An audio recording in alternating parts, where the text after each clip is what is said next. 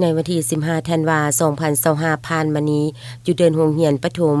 ปากเหืองได้จัดพิธีมอบภาพโครงการก่อสร้างโรงเรียนประถม1แห่งพร้อมด้วยเฟอร์นิเจอร์ครบสุดและห้องน้ำขึ้นจังเป็นทางการให้เกียรติของร่วมของท่านทองใบทองใสประธานคณะกรรมการปกครองเมืองท่านปีเตอร์แลนเตสที่ปรึกษาสากลประจำแผนงานพัฒนาท้องถิ่นลาว338แขวงบุรีรัมย์ไซ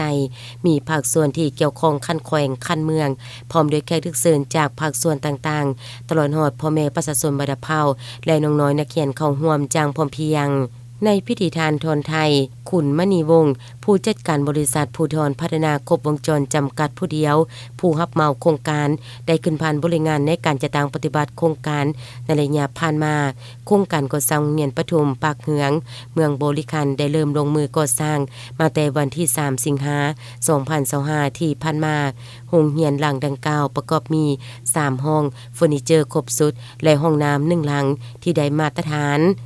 มูลค่าในการก่อสร้าง1ตื้อ92ล้าน4แสนกว่ากีบโดยทุนช่วยเหลือจากรัฐบาลราชอาณาจักรลูกสำบวกแผนพัฒนาท้องถิ่นลาว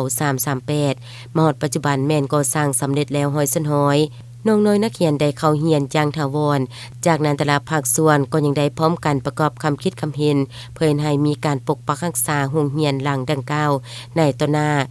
จากนั้นยังได้เซ็นบทบันทึกในการมอบภาพระหว่างบริษัทภูธรพัฒนาครบวงจรจำกัดผู้เดียวผู้รับเหมา